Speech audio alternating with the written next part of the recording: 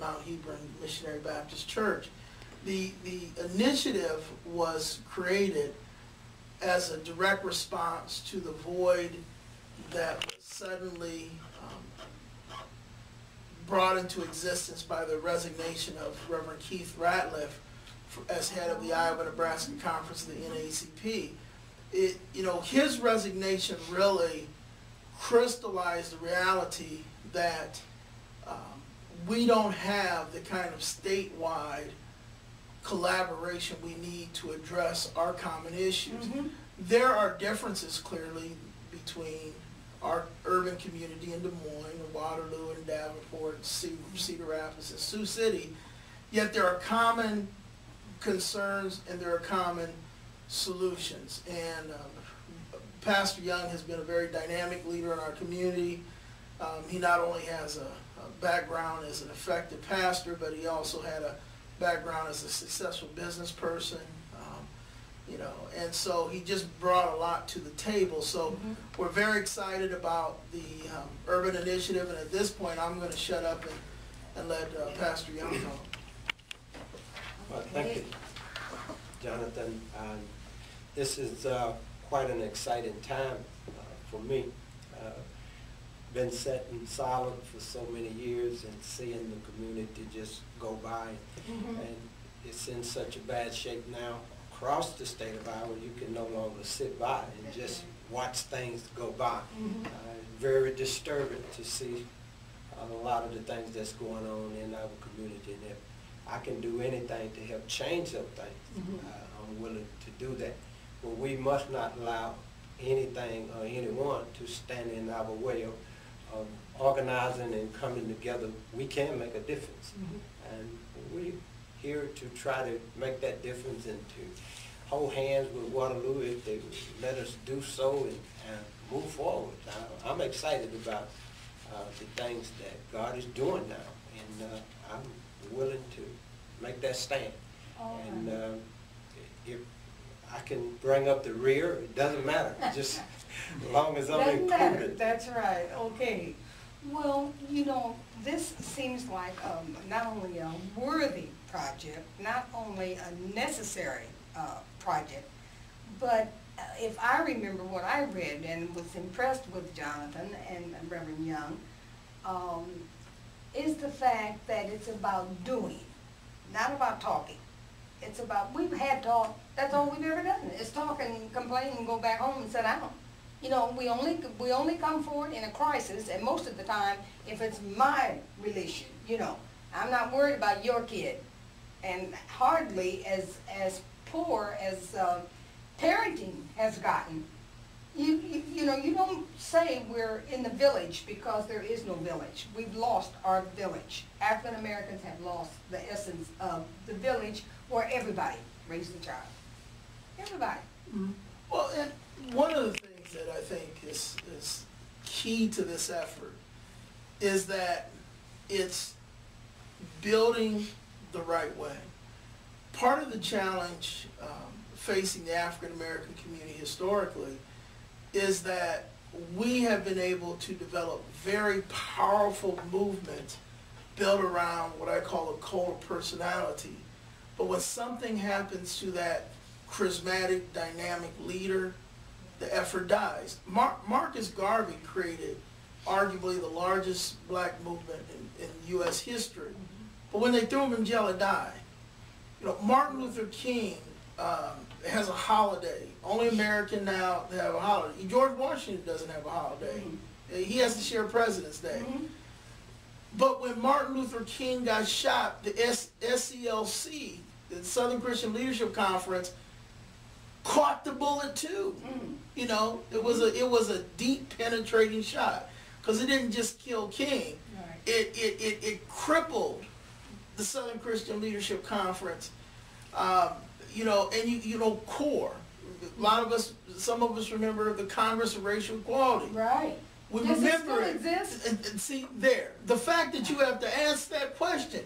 We Stokely Carmichael's a part of history, but the Student Nonviolent Coordinating Committee isn't part of our legacy. Yeah. It's a memory. And so really the only two entities that really survived the test of time in our community have been the black church. You know, once upon a time you had Reverend Gaines up here, and he died, and somebody replaced him, and somebody replaced the person, and then the NACP, which I think recently has lost its relevance to our community, especially at the local level, at the chapter level. So when this resignation took place, because he was a very dynamic leader, and one of his legacies is going to be Joshua Christian Academy, it made really clear the need to build an organization with a strong infrastructure. So there are four things that we're focusing on, particularly this year, that we think are critical. One is to develop that core executive leadership so that this can become a sustaining effort. The second is to build strong relationships in the 12 communities we've initially identified. Sioux City, Des Moines, Waterloo, Dubuque, Cedar Rapids, Iowa City, and Davenport are the major urban areas, if you can use that term in Iowa. And then Fort Dodge, Mason City, Marshalltown, Ottumwa, and Burlington. Because those also are communities that, you know, have some strategic value in terms of how we move forward, I believe, we believe as an urban area. So those are the 12 communities, and we really want to build a presence in those communities, especially Waterloo, Davenport, Cedar Rapids, where we were earlier this morning. The third thing is that we need to do leadership training.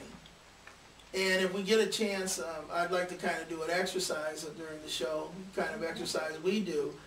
But leadership training is essential. One thing that we fail to understand, I think in urban communities in general, and the African American community specifically, is that being smart is not the same as being competent. Right. I can go find a brain surgeon who will not work on his $400,000 car because he doesn't know what he's doing. Right. But we think because we may be smart in one area, it automatically transfers without any training or development in the area that we're trying to have an impact. And as we become more knowledgeable and more skilled, we realize just how little we know, because there are areas that require even greater specificity. You know? And then the final thing is, and you have a copy there of the 2001 State of Black Iowa report, what we're going to do, and not as in-depth, but a significant Iowa urban report that we hope to be able to release by the end of the year that summarizes how our urban community is doing in areas like education and justice. Well, you beat me to it, but that was one of the questions that I wanted to ask, and I think this is so apropos.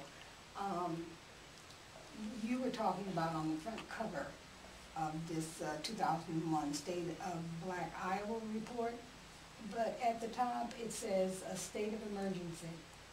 And I want to know if you and Reverend Young can comment on that and where you think we are. And I certainly have appreciated Reverend Young saying that he's in the game. He's back in the game. He's had a vacation. But I think, do you think anything in this book still exists, that we're still fighting the same battles? Well, I'll put it this way, and can I see that real quick? Because I actually want to read if I can read the little top portion. Absolutely. And I'll make a quick comment, and then I'll shut up, and Reverend Young can take it from there. But, you know, in this report, we start off by saying a state of emergency. On October 29, 2001, Dr. Eric Witherspoon, superintendent of the Des Moines Independent Community School District, gave opening remarks at the State of Black Iowa Initiative's Des Moines hearing addressing Iowa's black academic crisis. Soon after his presentation started, Emotions were running high. An already grim picture of Black Iowa got progressively worse, especially when he announced 81% of the black students enrolled in the Des Moines School District live in poverty. A floor, not a ceiling, the 81% figure only includes those students willing to claim their poverty status, not all the poor black students in the district. And if it's this bad for Des Moines, it's worse in Davenport and Waterloo, black communities much poorer than Des Moines' black community. It also means the poverty level for children under 5 is approaching 90% in our state's largest black community. Yeah. If Iowa's African American community is not in a state of emergency, what constitutes a crisis? That's what was written back in 2001, 2002. And it's still very valid, yes. Things have gotten so much worse. And I think we're unaware of it. Really, I do. Yeah, things are so much worse now than they were then. And there are a lot of people who would disagree with that, but I would say that if you're well informed and keep up with you know, even on a minuscule with the news and what's happening at the national level, and you know, I think that would be so helpful to the community. Jimmy was a real political person, you know, and during one of the presidential, I don't know which one it was, it certainly wasn't president now, Barack Obama, who I think is doing a good job. He said that we spend, he's talking about us black people, we spend, you know, a lot of time on things that our energy would be better spent on, and that we are so busy following the people who are running or whatever, you know, is going on, that we should be looking at other policies, areas through our legislators and that kind of thing. And judges, he was saying, for instance, judges, what about them? You know, what kind of a job have they done? Why do they want your endorsement and all of that? And anymore, even in Waterloo, it just seems like we're stuck. You know, literally stuck on how to begin, you know, the journey. We got off the path and we've never got back on. Well, one of the things that I see as a real problem that we must address is the fact we let them put people in positions to represent us that we don't even know exist.